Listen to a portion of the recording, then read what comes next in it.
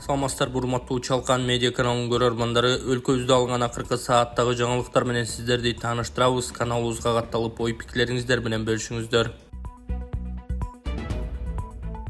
Сейитбек уулу Кыргызстанга алтын алып барганга аракет кылам. Кыргызстанга Олимпиада оюндарынан алтын байга алып барганга аракет кылам. Бул тууралуу боксчу Мунарбек Сейитбек уулу билдирди. Жарым финалга чыктык, бирок муну менен токтоп калбаганга баарын жасайбыз. Жарым финалда утуп, Кыргызстанга алтын алып барганга аракет кылабыз. Баарына рахмат, дейт спортчу. Ушундай эле Мунарбек Сейитбек уулу чейрек финалда уткан атаандашы америкалык Джамал Харви оңой атаандаш болбогонун белгилеген. Ал мыкты атаандаш болду, себеби дүйнө чемпиону эмеспи. Ал дагы аракет кылды, бирок жеңиш биз тарапта болду, дейт ал. Эске сала кетсек, Мунарбек Сейитбек уулу Олимпиада оюндарында бокс боюнча мелдештин жарым финалына чыкты. Ал жарым финалга өткөн 4 боксчунун бири катары Олимпиададан олжосуз кайтпайт. Себеби жарым финалга чыккан спортчулардын капчыгында кеминде коло байгет турат. Ал эми финалга өтсө алтын үчүн күч сынаша алышат. Ал Кыргызстандын тарыхында Олимпиада оюндарында байге алган биринчи боксчу болуп калды. Урматтуу Москвадагы мекендештер, Кыргызстанга жүк салууну каалап, бирок кимден жиберүүнү ойлонуп жаткан болсоңуз, биз сиздерге ишенимдүү ишкерди сунуштайбыз. Бул ишкердин аты жөнү Зайырбек Маматкаримов. 12 жылдан бери иш алып барган командасы сиздин аманатка кыянатты кылышпайт. Кыргызстанга салган жүгүңүздү күндүн аптабына же кыштын ызгаарына калтырбастан атайын жүк сактоочу кампасы Бишкек шаары Профсоюз көчөсү 38/1 дарегинде жайгашкан. Жүктү Москванын бардык жеринен өздөрү алып кетет. Алган жүктү Кыргызстандын 7 дубанына жеткирүүнү да кепилдешет. Кыргызстанга жумасына 2 машина жиберилет. Жүк баасы көлөмүнө жараша 500 рубльдан өйдө баланат. Дареги Нижегородское метросу, Перовское шоссе 9, строение 7. Байланыш номерлери +7 926 788 70 70. +7 929 624 63 64. Тол суу сактагычында суунун көлөмү 12 миллиард куб метрди түздү. Бүгүн 5 августка карата Токтол суу сактагычында суунун көлөмү 12 миллиард 21 миллион куб метрди түздү. Бул тууралуу электр станциялары ААКнын басма сөз кызматы билдирди. Маалыматка ылайык, суунун агып келиши секундасына 825 куб метрди түзсө, сууну керектөө секундасына 434 куб метрди түзүүдө. Ысык көлдө майып кызды уурдап кетип, зордуктогу шектелген 2 адам аныкталды. Соц тармакка 26 июль күнү 2 топтогу майып кызды 2 эркек уурдап кетип, зордуктаганы боюнча маалымат тараган. Ага ылайык жабырлануучунун кулагы 20%га гана угат жана сүйлөй албайт. Шектүүлөр аны 4 күн бою мал сарайда сабап зордуктап жүрүшкөнү айтылат. Куя Түп районунда болгон, жакындары кызды Токтайын жайлоосунан табышкан. Облустук милициядан кабарлашкандай, факт Түп райондук милициясына катталып, зордуктоо беренеси менен иш козголгон. Соттук медициналык экспертиза дайындалган. Кылмышка шектүү катары Каракол шаарынын 31 жаштагы тургуну кармалып, убактылуу кармоочу жайга 48 саатка камакка алынды. Экинчи шектүүнүн өздүгү аныкталды. Ал Түп район Токтайын айылынын 36 жаштагы жашоочусу болуп чыккан. Олимпиада 2024 бүгүн күрөш боюнча мээрим менен жоломан килемге чыгат. Париждеги Олимпиадада бүгүн күрөш боюнча беттештер башталат. Кыргыз балбандарынан алгачкылардан болуп 60 кг салмакта Жоломон Шаршенбеков жана 68 кг боюнча Мээрим Жуманазарова килемге чыгат. 60-68 кг боюнча күрөштөрдүн расписаниясы 5 август саат 19:00 бирден 8 финалдык беттештер, 5 август саат 20:20 бирден 4 финалдык беттештер, 6 август саат 1:00 жарым финалдык беттештер, 6 август саат 15:00 жубатуучу беттештер, 6 август саат 23:30 финалдык беттештер. Бир аптадан бери 5 баланын энеси изделүүдө. Токмокто 5 баланын энеси 52 жаштагы Жумагүл Туктабаева бир аптадан ашык убакыттан бери изделүүдө.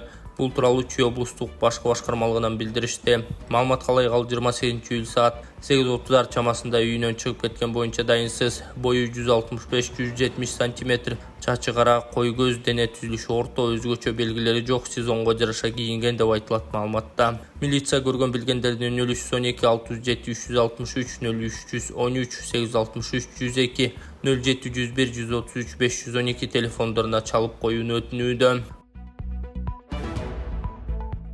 Коопсуз шаар долбоорунан 6 айда 5 миллион долларга чукул акча түштү. 2024 жылдын январь-июнь айларында Коопсуз шаар долбоорунан мамлекеттик бюджетке 422 миллион 744,7 миң сом же 4,9 миллион доллар түштү.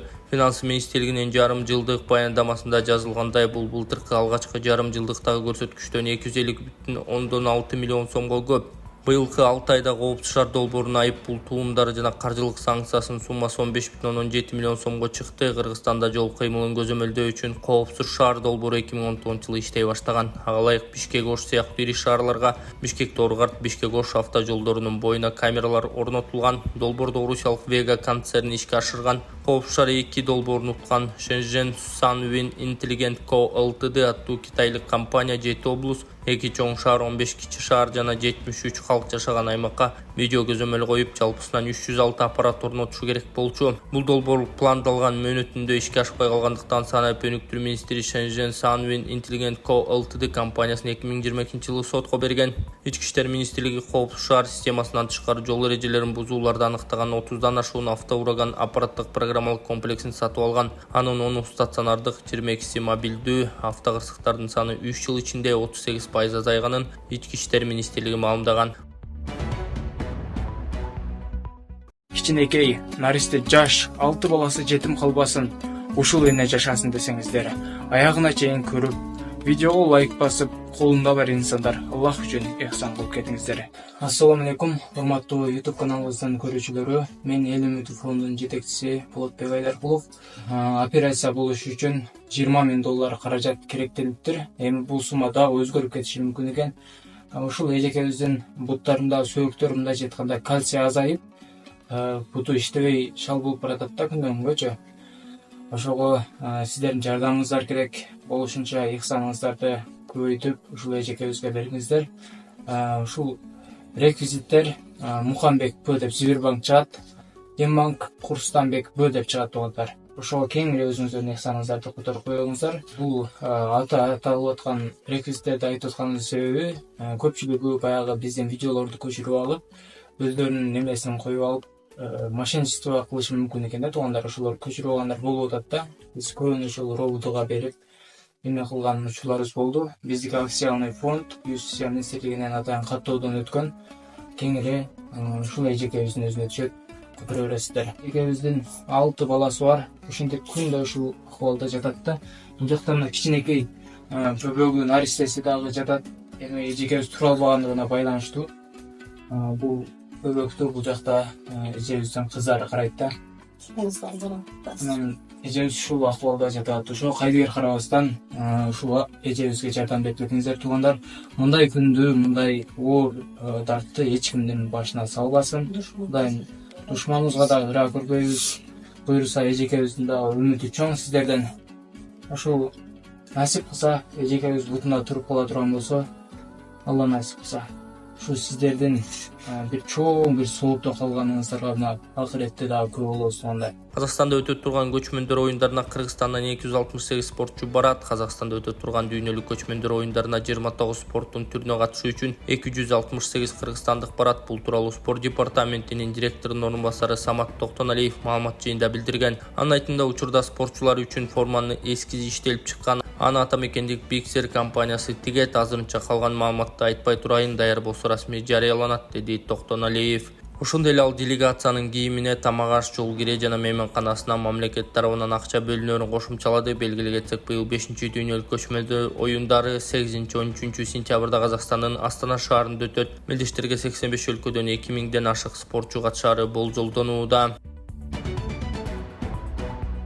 Өкмөт медиктерге төлөнүүчү компенсациялык төлөмдөрдү бекитти. Министрлер кабинети медиктерге төлөнүүчү компенсациялык төлөмдөрдү бекиткенин тиешелүү чечимге Минкап төрагасы Акылбек Жапаров кол койгону кабарланды. Агалай компенсация төмөнкүдөй белгиленет. Жергиликтүү бийлик менен макулдашылып, алыскы аймактарда жиберилген медиктерге педиатр, неонатолог, жалпы хирург, анестезиолог, реаниматолог бир ставка боюнча, бирок 20 миң сомдон ашык эмес өзгөчө эмгек шарттар үчүн Бишкек жана Ош шаарларынын тез жардам дарыгерлерине түзүлгөн келишимдерге ылайык иштеген убактысына жараша 20 миң сом, бирок бир ставкадан ашпоого тийиш. Бул чечим 1-июлда президент Садыр Жапаров кол койгон буйрукта ишке ашуу максатында бекитилгени кошумчаланды. Анда 1-июлдан баштап алыскы райондордо, чакан шаарларда жана айыл жергесинде жайгашкан саламаттык сактоо уюмдарына иштөө үчүн жиберилген адистерге 20 миң сом өлчөмүндө кошумча компенсациялык төлөм каралган.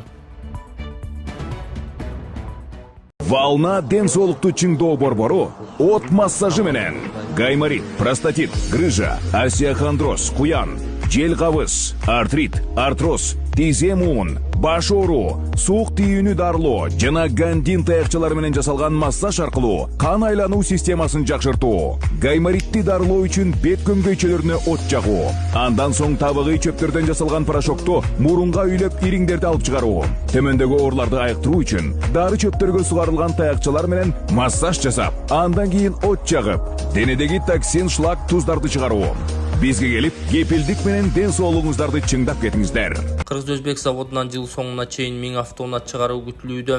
Тулпар Моторс Кыргыз-Өзбек автозаводунун директору Мирбек Тубанаев унаа чогултуучу ишканада кандай унаалар чыгып жатканын айтып берген. Кыргыз-Өзбек автозаводу учурда 10 000 темир тулпар чыгарганга даяр, жылдын аягына чейин 1000 унаа чыгаруу пландалууда. Бул тууралуу Мирбек Тубанаев Спутник Кыргызстан радиосунун эфиринде маек куруп жатып билдирген. Анын айтымында долбоорду ишке ашырууга жалпы $50 миллион инвестиция каралган. Автозавод аябай кыска убакытка ачылды. Биз үчүн бул чоң жешкендик. Долбоорду ишке ашырууга жалпы $50 миллион инвестиция каралып, ишкана 3 этап менен ишке кирет. Биринчи этапка $10 миллион инвестиция бөлүнгөн. Бүгүнкү күндө анын $7 миллион жумшалды. Учурда ишкана 10 000 автоунаа чыгарганга даяр. Жылдын аягына чейин 1000 чогултууну максат кылып жатабыз. Учурда Chevrolet брендинин Cobalt, Onyx жана Tracker үлгүсү чыкты. Булар жеңил унаалар, мындан тышкары Damas минибусу жана Labo Micro Veni сертификациядан өтүп заводдо курула баштады. Жылдын аягына чейин унаанын 20 үлгүсүн иштеп чыгарабыз. Азыркы тапта документ иштеринде өнөктөштөрүбүз тарабынан суроо талапка ылайык иш аракеттер жүрүп жатат деген Дубанаев. Ал өнөктөштөрдүн технологиясы, тажрыйбасы менен бир машинени чогултууга орточо 20-25 мүнөт убакыт кетерин кошумчалады.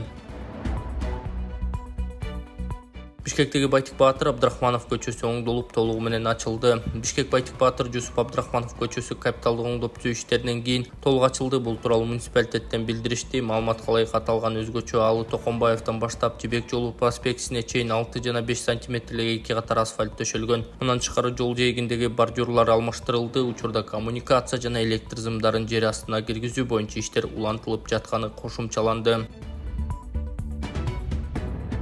Кыргызстанда бир аптада 20,2 миң жол эрежесин бузуу фактысы катталды.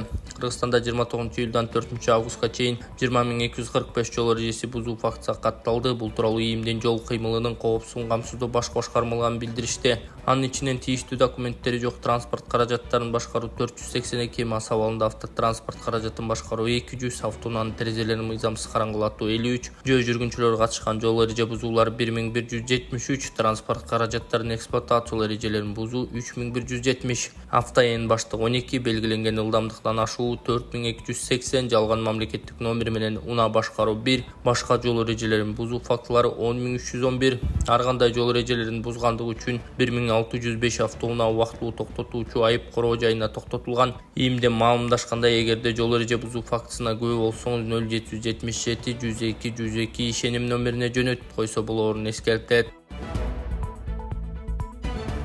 Төрөбаев Нарын облусундагы айыл чарба ишканаларынын иши менен таанышты. Министрлер кабинетинин төрагасынын орун басары, суу ресурстары, айыл чарба жана кайрыштуу өнөр жайы министри Бакыт Төрөбаев Нарын облусуна болгон жумушчу иш сапарын алкагында ат башы эт комбинаты жана ат башы сүт ишканаларынын ат башы айыл аймагындагы машинет трактордук станциясынын ишмердүүлүгү менен таанышып, көйгөйлөрүн уккан. Бул тууралуу суу ресурстары, айыл чарба жана кайрыштуу өнөр жайы министринен билдиришти. Маалыматта белгиленгендей, Бакыт Төрөбаев ат башы эт комбинаты жана ат башы сүт ишканаларынын базасында түлүк жана сырьёолук ресурстардын ички булактарын туруктуу өнүктүрүүгө багытталган жыйында айыл жериндеги кайрыштуу өнөр жай тармагын өнүктүрүү үчүн жагымдуу шарттарды түзүү, ички жана тышкы рыноктарга даяр продукцияларды сатуунун көлөмүн көбөйтүү, ишканалардын экспорттук потенциалын жогорулатуу жана фермерлер менен тыгыз иштешүүдө жергиликтүү шартка байланыштуу методологияны иштеп чыгуу зарылдыгын билдирген. Бул боюнча тиешелүү жетекчилерге бир катар тапшырмалар берилген. Быйыл ишке киргизилген эт комбинатында мал союучу жай жана эт азыктарын кайрыштетүүчү ишкана курулган. Учурда анда эт азыктарын консервациялоо иштери жүргүзүлүүдө. Мал союучу жайдын сыйымдуулугу бир күндө 30 баш бодо мал жана 160 кой эчкини түзөт. Ал эми ат башы сүт заводунун суткасына 10 000 литрге чейин сүттү кайрыштетүүгө мүмкүнчүлүгү бар. Завод заманбап технологиялык жабдуулар менен жабдылган. Өндүрүлгөн продукция өсүмдүк майларын колдонбостон органикалык сүттөн гана жасалат. Бүгүнкү күндө завод сүт быштак азыктарынын бир нече түрүн, сыр быштак, каймак жана эритилген майды өндүрөт деп айтылат маалыматта.